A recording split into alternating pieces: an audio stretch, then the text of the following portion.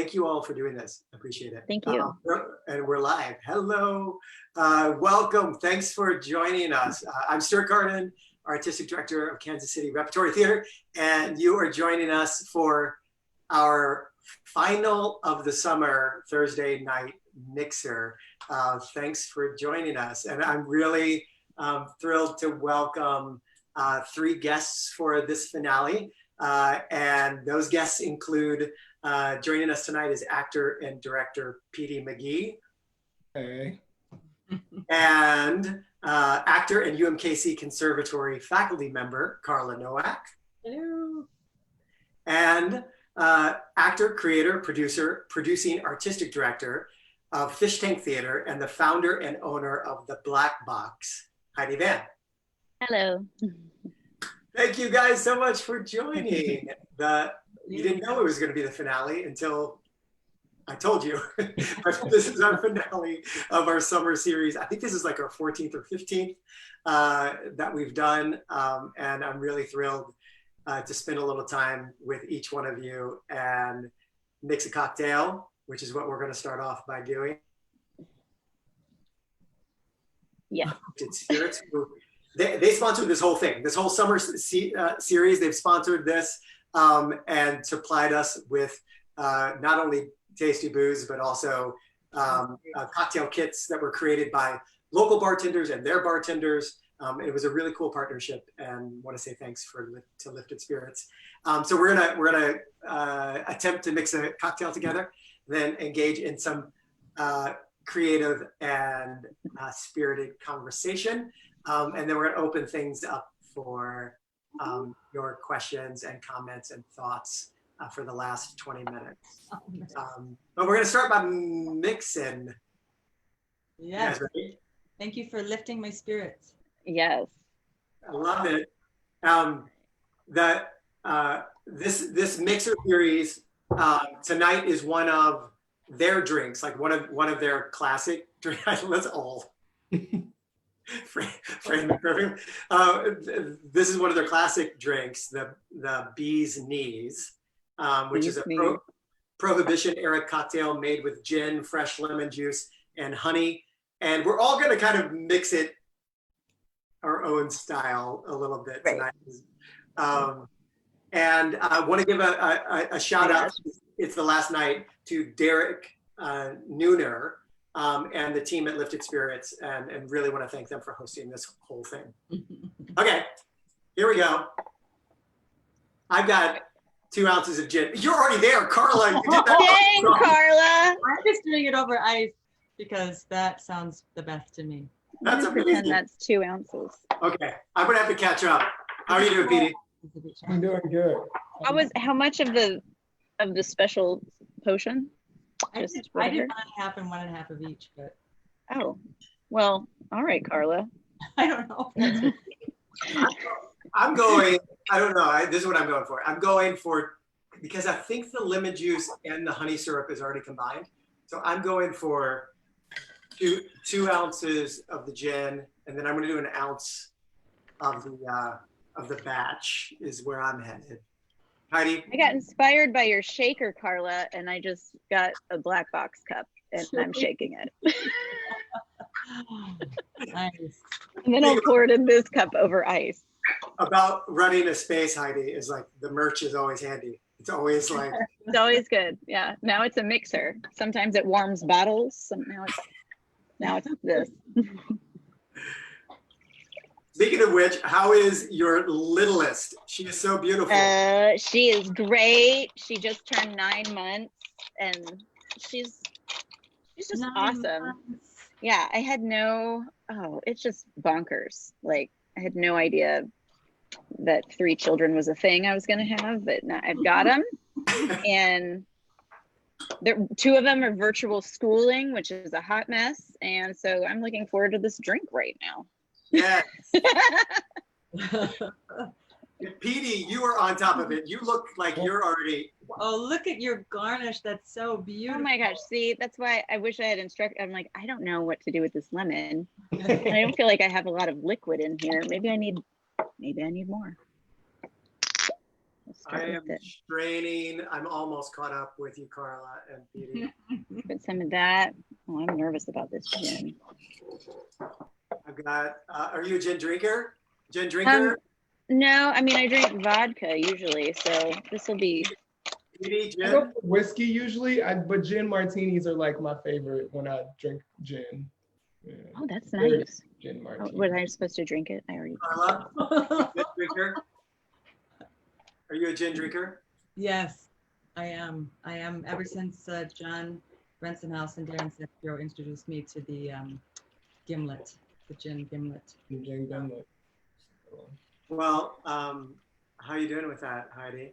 I'm good. I'm good. I'm just mixologing myself over here. Yeah, I'm ready. Cheers. Cheers. Cheers. Cheers. Thank you so much for doing this, and it's good to see you. Cheers. Yes. Cheers. Oh my gosh, that's so yummy. Oh, that's really good.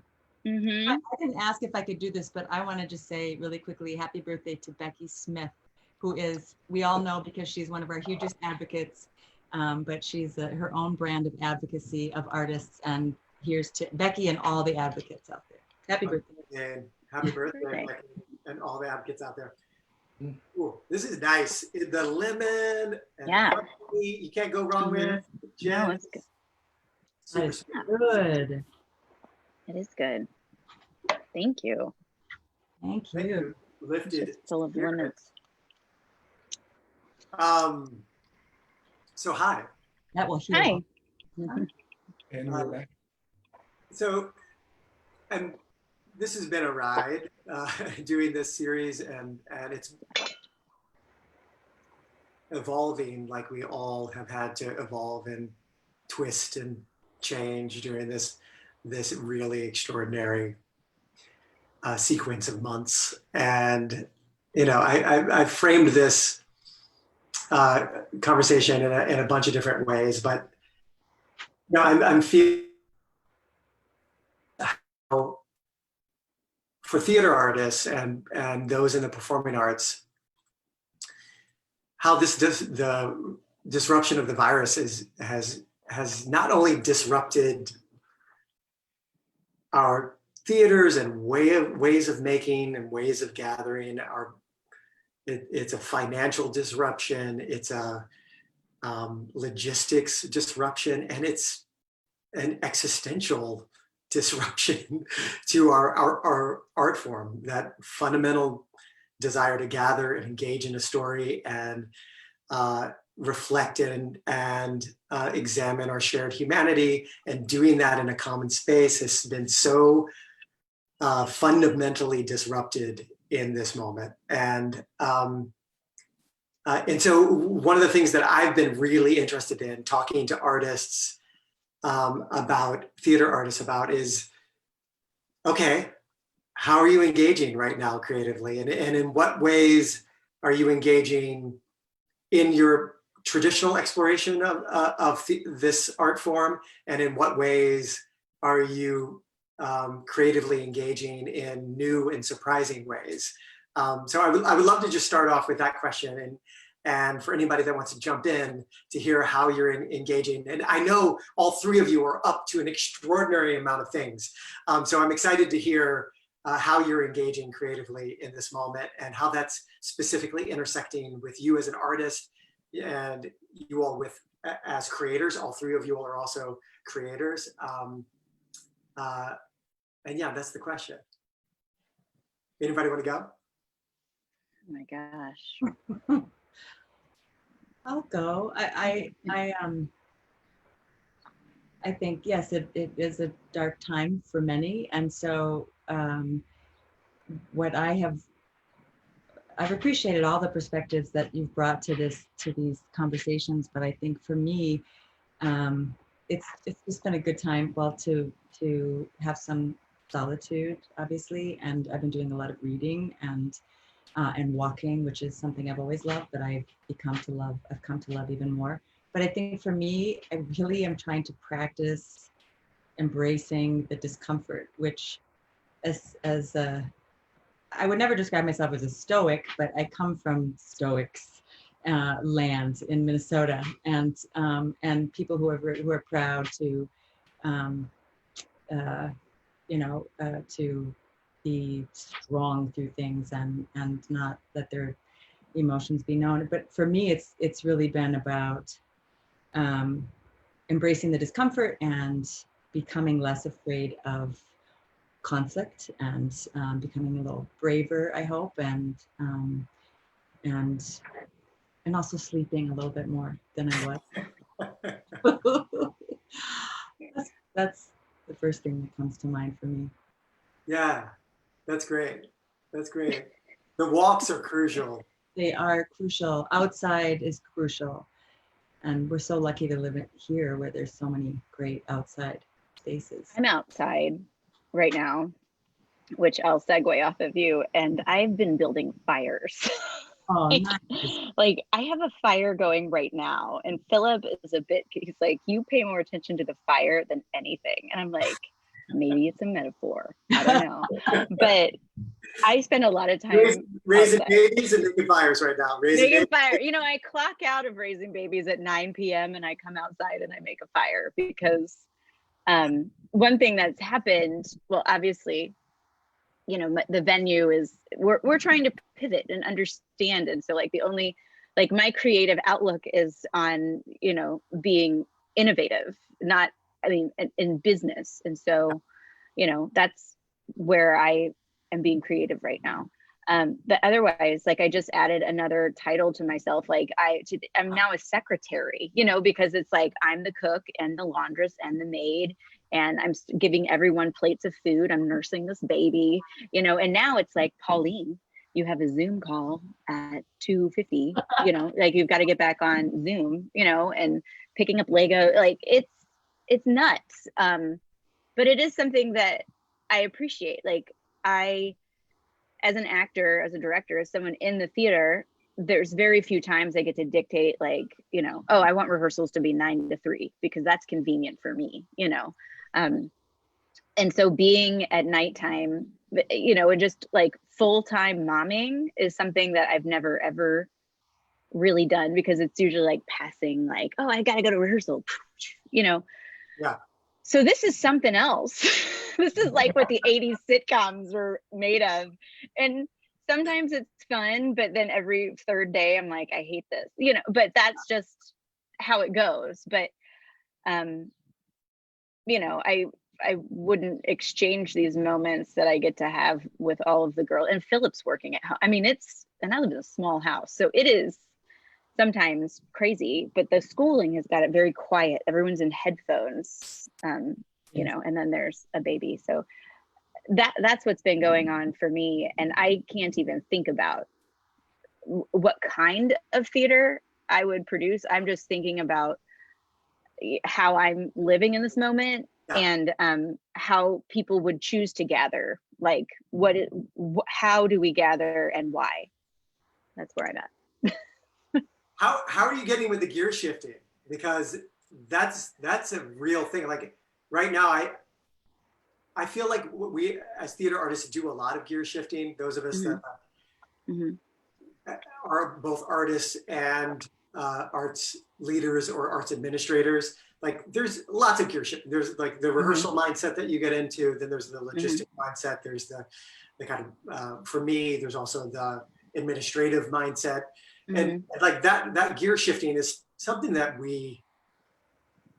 I think practice a lot. But right. I mean, I feel like I've gone from like a, 4 gears to like 8 that I have to constantly shift between. And I'm grinding the gears a lot. I think that's the metaphor that I want to flesh that out. I'm grinding the gears a lot to like the switches, because there's so many more of them. My flag moved. Now I'm in the sun. The gear shifting is great, and I like it. That's how it was at the beginning. Like, you know, we're gonna do this. We're gonna do this. We're gonna do this. We're gonna meet the moment where it is. But no, then they're just running, and like, and what you're running after is gonna get farther away. So now we think about what we're thinking about at the Black Box is like, how do people how do they connect in person, and why, and how can we take those experiences and modify them in a way that is safe, and it's also inventive, and it's challenging, but that's what we're just kind of just thinking, like, instead of like, oh, we're just going to do a play, but we're going to do it outside. Like, no, you still can't do that. Like, there's still a lot of roadblocks into doing that, but it's like, how can we be in the same place and share an experience and share laughter and share an emotion together? Because that's what we do when we go inside the theater. Like, how can we do that, but not with people? Sometimes, maybe not with people talking at each other. I don't, you know, like, we're just doing theater math. Like, how can we make this happen? And so, yeah. And it's like all the time. Meanwhile, like, Petey, you went off to get your MFA at Rutgers, right? Then you spent a year or a semester in London at the Old Globe, and then you come back here after spending some time on the East Coast, right?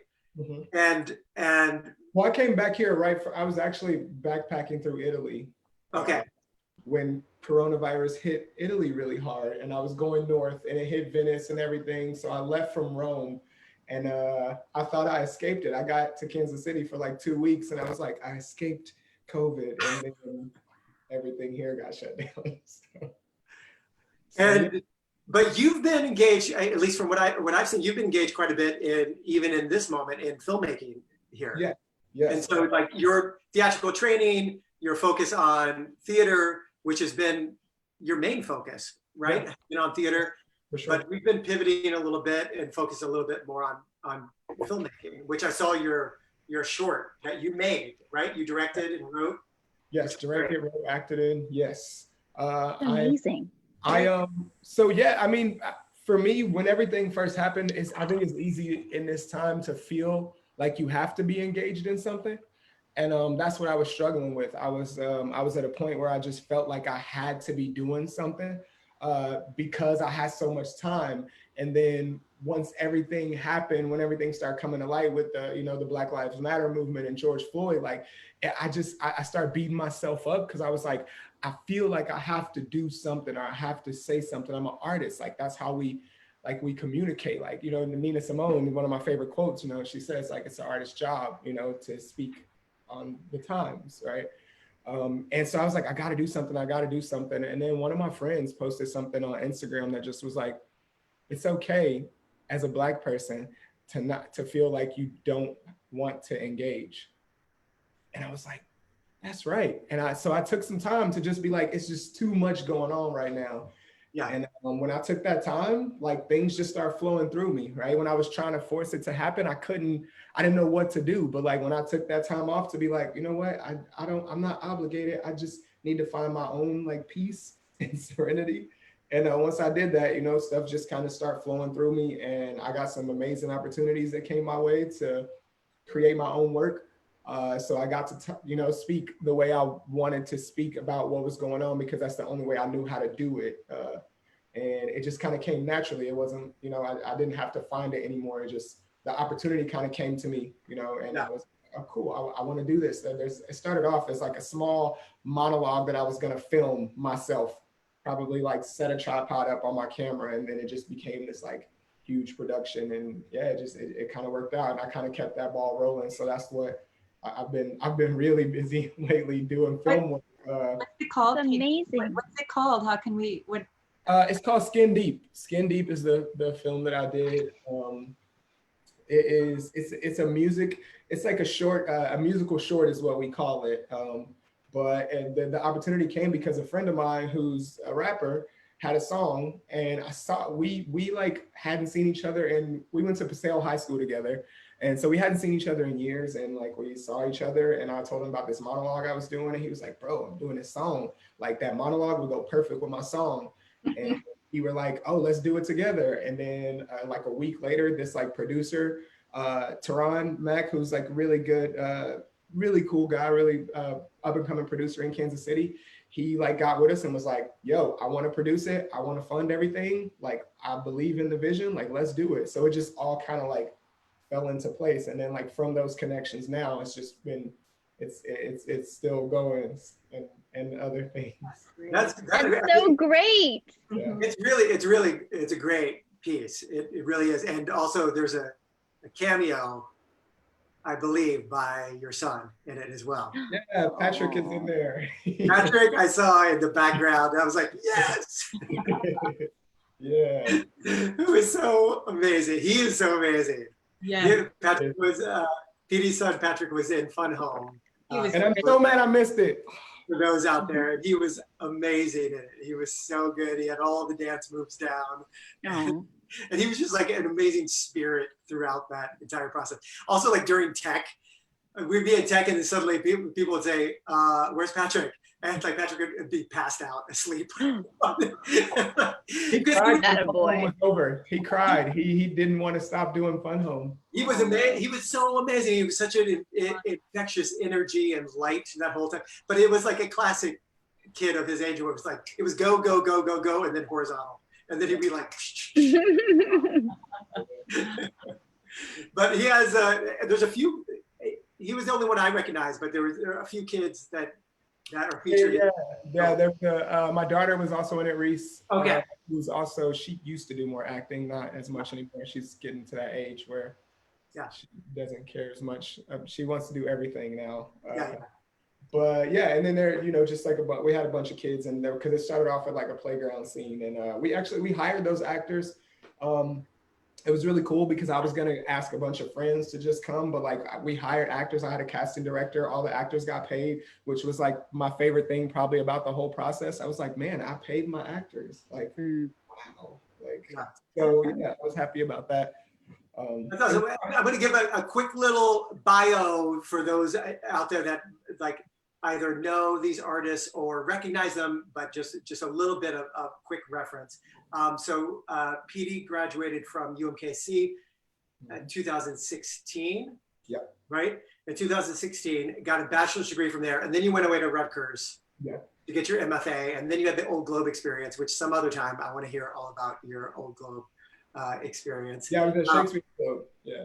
And then had done some readings and work and co-pros at KCRep. One of the readings was Welcome to Fear City by Carla Lee Cathorn. And then has worked quite a bit at other theaters here in town before going out to the East Coast, getting more training, and then also beginning to work on the East Coast. And so how much longer are you going to be here? And then where are you headed? I'm here until September like 20th, around that time is when I'm leaving. I'm going back to the East Coast. I'm going back to New Jersey.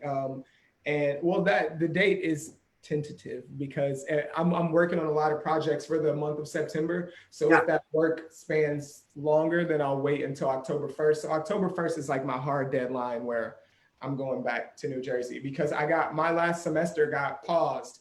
So I have to go back up there to finish my last semester of school. We took a leave of absence. So I still have one more semester because we're supposed to be performing the whole last semester, but we can't do that right now. So So pause until January. I'm sure Carla has some things she's thinking about. but Heidi, if we were to engage the incredible, and I'm just learning this, Heidi, I know you through reputation, through some artists that I've gotten to know so far, and knew a little bit about your history here and your accomplishments here and your impact in this community. But then I got the like official bio, and I was like, what? How did she accomplish all this and had this many kids at the same time? but Heidi has done. I mean, there's no part of the theater scene in Kansas City that has not been touched or influenced by Heidi. I feel even being new here that I can say that with confidence. And who knows everyone and like is someone that is not only a creative artist and a generator of our art form, but also an administrator and a thinker around both shared spaces and also leading a theater company simultaneously. And I was just down at your space, the Black Box, with Rusty catching up, and saw that venue, and it's so Isn't it cool? Yeah, exciting what you're doing down there. And help me with, it's the West, it's still in the West Bottoms. It's the West Bottoms, yeah. Okay, so it's still, that part is still in the West Bottoms. Yeah. It's an amazing spot with a really incredible, quite, you know, it's an urban experience. Oh yeah. With the train You track right by, and the airplane, highway right by. yeah. The skyline is really beautiful from there. And yet it feels strangely remote at the same time. You feel in the middle of everything and you feel outside of everything at the same time. And it looks like an amazing space. And I would love to hear tonight a little bit about what your all's plans are for the Black Box, and where it is in development. Well, you know, we have this time, which is great. And so what we're doing right now is finishing up some projects from our capital campaign that need to be done that will help us, you know, when we reopen, to be the most successful that we can. These projects help us increase our occupancy, which is more butts and seats. And we're going out, right now I've just received all the consents from my neighbors for liquor license. So like we're doing just kind of nuts and bolts. It's like we're reopening. Like the people in the West Bottoms kind of didn't know we were there, and we were like going, like chugging. And then all of a sudden we have this time to really shore up, to be like, the venue is done, everything is to code, we got our liquor license, bam. And we have this outdoor space, which was my favorite part. When I looked at that building, it was covered inside, floor to ceiling, with cars, and the back was covered with just pallets of rocks. But it had that window inside. I'm like, oh my gosh, you guys, it's a theater. And then my partner Philip is like, okay, whatever. But it's been a long haul. I mean, we really had to do some stuff to this garage and just hope that it works out for us and that we get to stay there. It was a legit garage, right? Like, yeah, it was a garage. I walked in, there was a truck in the air. What type of vehicles was it servicing? Like what type of? Well, no, I mean, it was just like a guy rented it to work on cars, and then another guy rented it to have a yard for his gravel business. And so like I had found, because I was in the Crossroads for 10 years in a storefront, and the same thing happened to me a couple years before it happened to Rusty. It's just like all of a sudden the building changed hands and we're gone, and it's like you know, you're just kind of in this free fall that's like, I've been here for 10 years in this spot. And so I found like an interim space, and then I found that space and I loved it because it was huge. I mean, my storefront that I had in the Crossroads was like 400 square feet. It was postage stamp, but we had this picture window and we do plays in the windows, and people would sit on the street and they'd watch them. So this is like 2,000 square feet. And I just produced my first play in it in February. We got to do the whole run. And so I was just like, oh my God, you know, I'm in a big theater, and it's just so different from what I call ye old Fishtank on Wyandotte. And what did you direct? What was the first? I produced and directed Shows for Days by Douglas Carter Bean. Yeah. I wanted that to be the first show I did in that space because it said everything about why we do what we do and how it happens. And I had seen it at Lincoln Center in 2015, and I was just like in love with that play. I was like, we're doing it. So, and I have to say that I've looked at, prior to your having this building, Heidi and I looked at several buildings. Oh yeah, I would take everyone with me to find a space where we could all live together. I'm like, come on, you guys. Yeah, together. And what's so awesome about Heidi is that you can walk into a building and think, you know, this is space, this is big, and Heidi's like 10 years ahead, you know, this is where we put this is where we, oh, that window, that's great. You know, she can walk into a space, and it's such vision, and that's so, you know, it's so you. Well, space is so important. Like when I got home from Del Arte, all I wanted was a space with a mirror to like do whatever it was I thought I was gonna do, like make a great show with myself and like a hanger. I don't know, you know, but I just wanted a studio and a space. And that then became like my passion and my motivation and my drive. And so the Black Box is now this thing that like everybody wants. When I nurture young artists, it's like, what do you want? And they're like, a space. And I'm like, let me tell you about having, like, do you like cleaning toilets? Do you like doing all this stuff? But this is so versatile.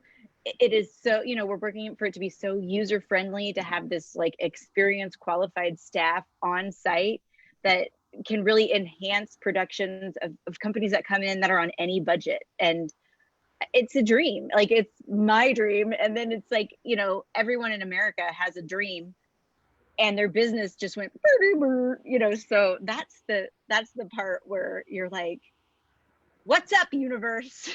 Yeah. Like, what is this? But, we're going to be okay because we're small and we're nimble, but we're still small. Like, we're bootstrapped. We're small. We're small potatoes. We're not, that's where we're at. And it's okay for a certain amount of time. Yeah. And then I'll start panicking. Yeah, where's the finish line is marathon? Yeah. Where is it? Where is it? I don't know. I'm just gonna keep on winning. You're a director as well as producer, and directed Carla Noack pretty recently in a production that I wish I saw, because I love that play. Yeah. The Wolves. Yeah. Is that the unicorn, right? Yeah. The Wolves and Mm-hmm. I love that play. I Mm-hmm. love the style of that play, and I love the writing in that play. That was one of my favorites. Carla was in it. So Carla sent me a little bit of a bio, and I'm going to highlight just a couple things because your bio was so lovely and amazing. So Carla's bio that she sent to me, she said she started with, "I love potlucks, popcorn and people. I love running and walking in trees and anything that takes me outdoors. My heart's biggest delight is Drew Hemphill and his 4 amazing kids. I was once in a Celtic folk band called Carla and the Bad Back Boys." I'm just going to start with that. Yes. But professor at UMKC for 13 years. What? 13 Wow. year. Yes. Yes. I'm going to do one more of these because they're so good. They're so good. If I knew I had 1 month to live, this is in her bio that she shared with me. If I knew I had 1 month to live, I would thank everybody. And 1, skip rocks. 2, play catch. 3, make music. 4, tell stories. 5, eat tacos. People should know, we should know those things about each other. It's true. It's a good bio, Carla. Yes. And yes. And I've been acting for 30 years, and at one point was instructor and had Petey McGee in your program. It's amazing. Oh, yes. Petey remembers that class well, right, Petey? Very well. So, He was very fun to have in class. do what? Petey was very fun to have in class. Yes. The funnest class. We got to go outside and like talk to trees and hug trees. I realized how important that was until I got to grad school, and everything that Carla taught me came rushing back, and I was like, oh, really? That's so good to hear. It really is. Yes. Nature is where you find everything. Everything. It really is. Yes. And so just a quick touch base, Carla, with you navigating this moment as you're how many days away from We start on Monday. A fall of teaching that you never could have imagined? How many days away are you? We start on Monday. Yeah. So 3 days away. Yeah. In person? Like in person. Yes. We're I mean, how do you do that? It's going in person, but of course, in person means masked and 6 feet away from each other. But I am going to all of the students. I teach the MFA students this semester only, and all of them are game to be outside, and so we'll be outside as much as we can. We'll do that, and then there are certain things that I've learned that we can also do over Zoom. The students have been so resilient. Like it's just been incredible at, you know, just what their hunger and their desire to learn more about this has been great. And it has been really inspiring, but there's certain things we can do over Zoom that I also learned over the summer, taking different acting classes myself, that lend itself to a different kind of vulnerability. But of course, when you teach presence and you can't be present, I mean, right, what is that? But Yeah. but I'm, you know,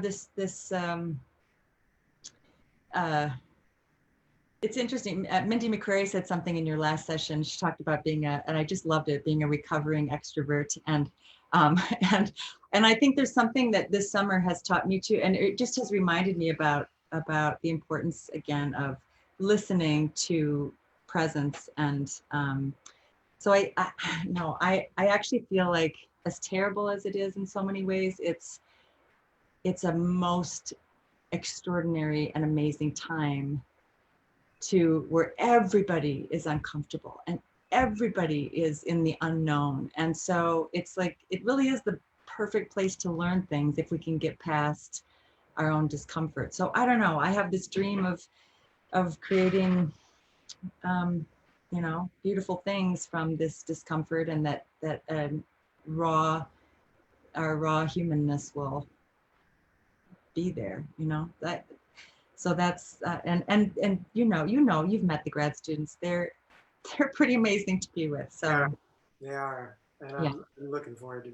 So yes, and Carla and the Bad Back Boys, by the way, since you brought that up, was a Celtic. We called it Celtic Depresso, and we played at restaurants in Minnesota to depress people, and we would sing these lovely tunes about beheadings and you know, limbs being blown off, and you know how Celtic music is, but they sound so lovely. But yes, so someday I hope that I can bring that back in my life, because that was very, very fun. And all of you will have a music connection. We were talking about this before we went live. That is amazing. It's something that in my artistic background, I particularly in the last decade, have done a lot of crossover pieces, these hybrid concert and theatrical events that put music making as the mode of storytelling. Mm-hmm. And it's been something that's been a passion of mine over the last 10 years. And honestly, it was one of the things that really excited me about coming to Kansas City is the history of music in this city, the legacy of music in this city, the vibrancy of the music scene in this size of city. And it's something that I'm excited to build on. There's an embarrassment of riches of musicians and innovative musicians in the city. It's humbling. Yeah. Yeah, no, I'm working on this this hopeful piece. Like everything's hopeful right now, right? Is it? That's good. That's good. So I'm working on this hopeful piece for this season that I've only been here now 10 months and already just like fallen in love with the music scene here and its richness. And this piece has a music intersection that I'm hopeful we're going to be able to get off the ground and share with people. And it's been a focus for me in this moment that even if in the fall we can't, KCRep and us as theater artists can't tell stories and connect people to some light and some shared humanity. In our traditional ways, in our traditional spaces, like I take it as a very serious and very real good work of a not-for-profit theater that when we're in the middle of a pandemic, we're in the middle of social, cultural, emotional crisis, that we've got to be here in whatever form we can to uplift, connect the dots, and ask the questions and celebrate a little bit and blow off some steam. And that we have such a vital role in this moment that even if the way we make things and share stories have been exploded, I feel a real charge and excitement and duty, honestly, even when we've been disrupted in the way that we've been just disrupted, to serve this community in any way that we can through bringing people together. And so like it's going to look a little digital, and it's going to look a little outdoor, and it's going to look a little like something that KCRep has never looked like before in the fall and in early winter. But I'm excited about the opportunity. I'm excited about the opportunity of it, and focusing on those opportunities, and not on at times when I feel a little woe is me, which I do every now and then, feel a little like this was going to be the season, my first season as an artistic director, and it felt like the perfect season that we were going to launch, at least from what I shared I would bring to this organization and this community. And to have that all blown up, like I'm holding on to my values around being of service in the community, even if the rules have changed. You know? I ache for you and all the artistic directors. I mean, for all of us, but I also think, I hope none of us look the same as we did before this. Yeah. You know, Totally. all of us are going to look different, and we should. Sure. Absolutely. I mean, the way that we'll meet that theater, like I've always been into how theater meets its audience, and like, you know, how it meets. Like I feel that it's somewhat primal and going back to like ritualistic sort of origins. Maybe that's why I keep making fires. Maybe this is the gin talking. I don't know, guys. But like, you know, I come out here every night. I'm around this fire in the black box. We have this fire pit, and we have these benches around it for no one, for us. It's just like a relic of like, you know, I say like the black box, I'm like, I'm building a museum inside. I'm like, what's this? What is this theater that I'm building? Like, what is it for? Because I don't know. I don't think it's healthy to think, oh, we'll go back, because that's not helpful. It's just how do we move forward? And it's in inches. I mean, it's in inches, like in half of inches on like just how we get in, and then how you share. Like it's just baby stuff. Yeah. Sorry to interject, but that's my feelings. No, that's awesome. Petey, did you have something? I thought you had something. Did you have something there? No, Heidi kind of said what she wrapped it Do up it. nicely with a bow. Well, we've got I can't dominate the time with my questions, even though I would like to. But we've got a few questions that have come in that are really amazing questions, and probably too profound for 17 minutes that we have left. But I'm going to ask them anyway. We'll go to Carla's house. Oh yeah. Or Carla's front porch. No, I want to come to your house and sit around the fire. We can still do that. Yeah, I got a fire going. It's okay. Look into the fire, send it up some smoke with your dreams. Feels really right. So been a bunch of really great questions that have come in. One of which I already asked Mark Edelman. Hello, Mark, somewhat of a neighbor of mine. I already asked this question, but I just wanted to honor the fact that Mark asked about the black box and how it's coming along. And so wanted to honor that he asked that question. We touched on this a little bit, but Carla, has there been, this is a super insider question, but I'll share it anyway. Mark Edelman again asked this question. How is the change from the arts and sciences to being part of the conservatory? Good. I think it's good. There's your answer, Mark. We're a natural fit. Yes. There it is. Yes, I think it's going to be great, and I'm sure there'll be more changes coming as we continue to collaborate with other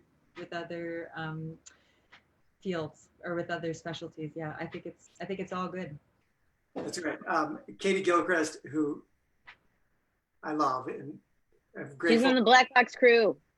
Grateful for her Monday night series, and grateful that she always checks in with us on this series and asks really thoughtful questions and comments. And she shares, as parents, mentors, educators, how do you empower young people to continue to engage in the arts during the quarantine?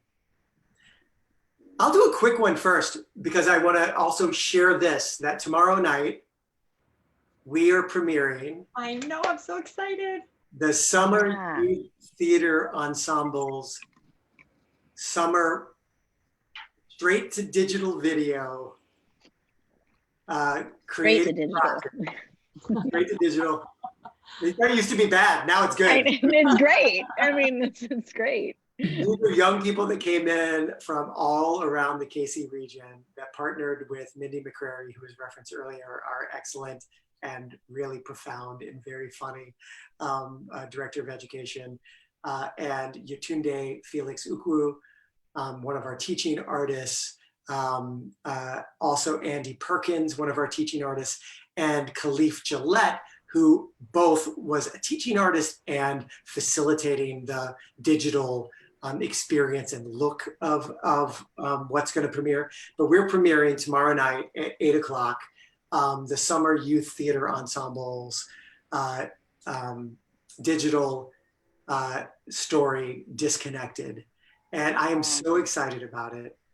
And to respond to your question, Katie, how do you empower young people to continue to engage in the arts during the quarantine is, for me, right now, young people so need an opportunity to voice what they're feeling, experiencing, and through that voicing, gain some control over it. And so for me, like, it's not about empowering young people. It's about giving them the opportunity and the avenue to express, and then setting them loose. And I'm really proud of this team of Yetunde and Andy and Khalif and Mindy, who have created an envelope for self-expression and social emotional connection, and an opportunity for young people from around this region to connect with one another. So this is going to premiere tomorrow night. I've seen a lot of excerpts from it. It is really amazing and phenomenal pieces of writing and artwork, and storytelling is going to happen in it.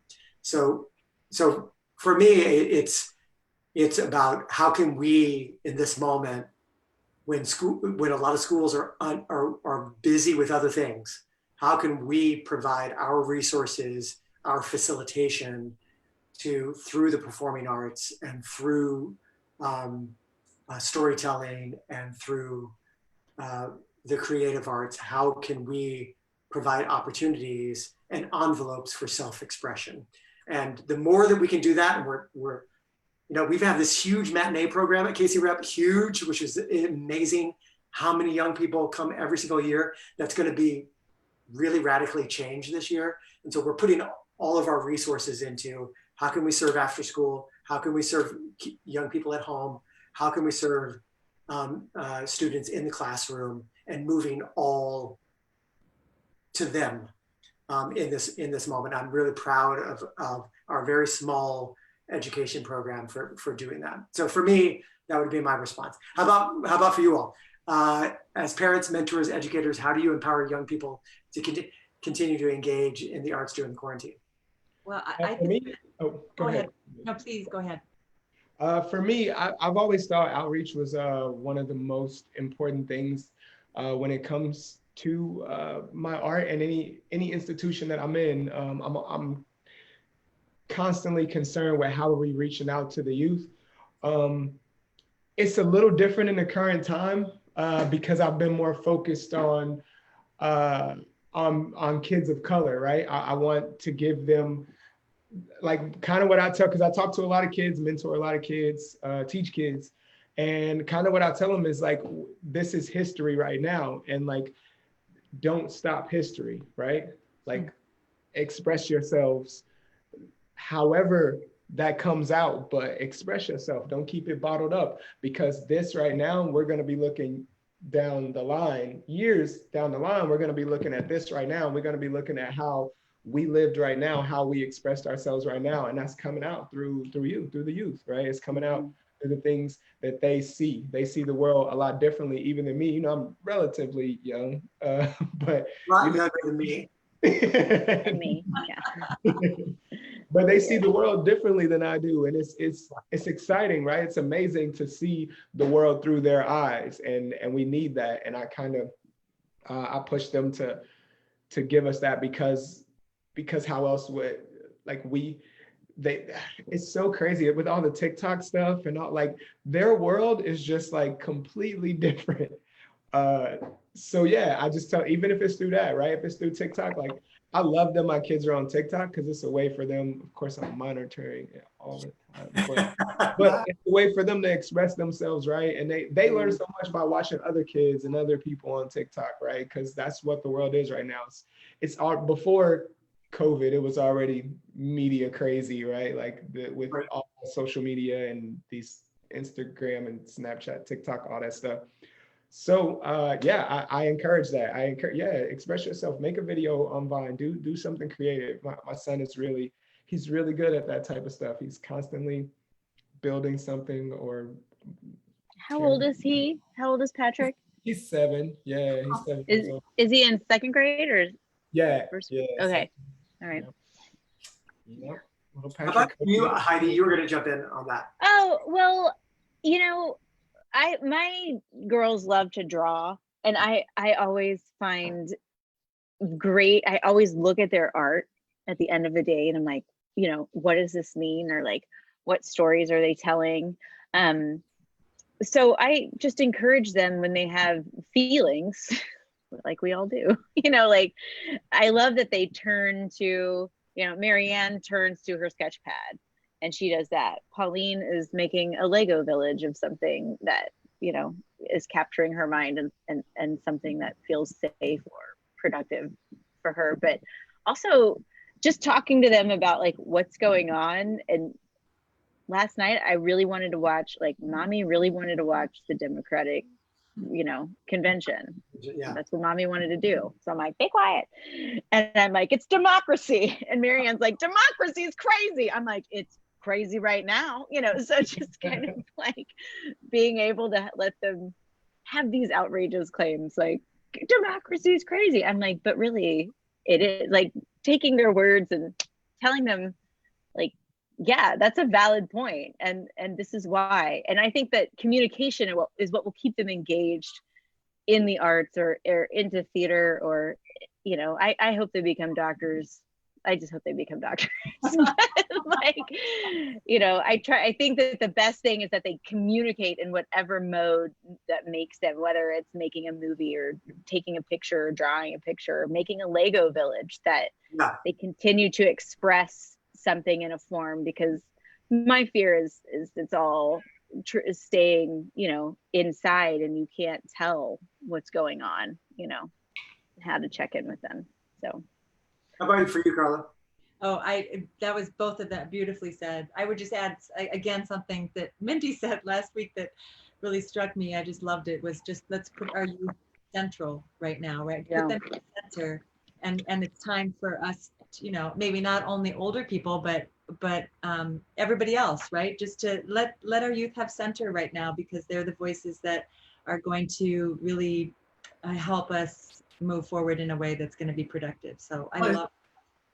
I mean, all right, I'm gonna be dark for a second, but especially when our federal government has not prioritized a path forward for teachers, for young people in school, and provided the resources needed to not only protect them and their health, but also give them the resources to allow them to engage through technology. You know, it is profound and hard right now. And the more that we can attempt on the local level to make up for that lack of conscious, decent prioritization of our young people and education right now, you know, we're not going to solve it in the arts and in theaters, but we can help mitigate and give opportunities to as many as we can in this moment. And we have to, because no one else is doing it. when we have this lack of leadership that has profoundly disrupted our education system in this moment, whatever we can do, we got to do it. We've got to right now. There's a baby coming in the camera. A baby makes everything better when I went dark. Oh! Look at this big old baby. Everything better. This is I know. I told him to bring. This is Esme. I told Philip to bring her at 5 till. Yes, there's a giant knife. Hello. Look. Speaking of the future, right there. Right here. This is the future. Yeah, there she is. Oh, She sees you on your camera, I think. Yeah. Her daddy's right behind her. Oh, okay. Yay! All right, Daddy, you can take it right now. Like, we'll just stare at the baby. But there she was. There's a cameo by Miss Esme. Okay, we've got 4 minutes left. Okay. There's several profound questions that we're not going to get to because in 4 minutes we're not going to even scratch the surface. So, did Amanda share with you all the after this pandemic moment eat drink experience? Did she share with you? Do you have ideas on this? yes, what we're going to do? Yeah. Oh, Eat drink yeah. experience on the other side of this. Heidi's thinking about it right now. I immediately, I am, you can tell.